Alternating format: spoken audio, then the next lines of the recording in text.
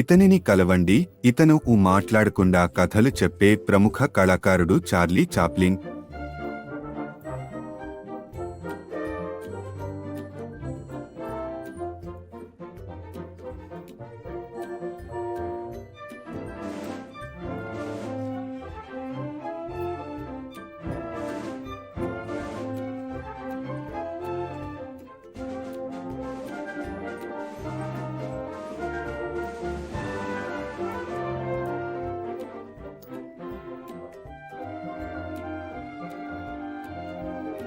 ఈ కళను మైమింగ్ అని అంటారు.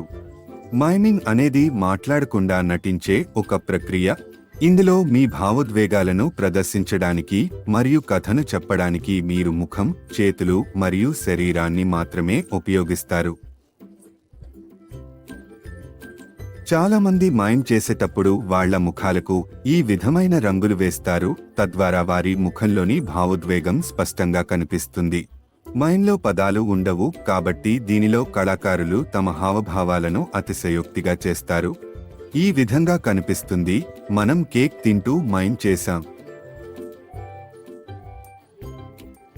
ఈ వ్యక్తి తాడు లాగుతున్న ఈ మైమ్ చూడండి, కానీ మీరు తాడు కనిపిస్తుందా?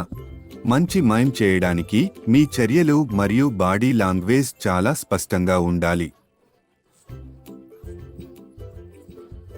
అయితే మీరు కూడా చార్లీ చాప్లిన్ లాగా మైమింగ్ చేయాలనుకుంటున్నారా?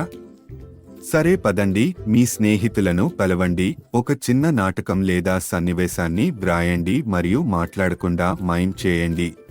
మీ మైమ్ వీడియోను ప్రథమ్ క్రియేటివిటీ క్లబ్ సబ్మిషన్ పోర్టల్లో అప్లోడ్ చేయండి. మీ వీడియో 2 నిమిషాల కంటే ఎక్కువ ఉండకూడదని గుర్తుంచుకోండి. All the best.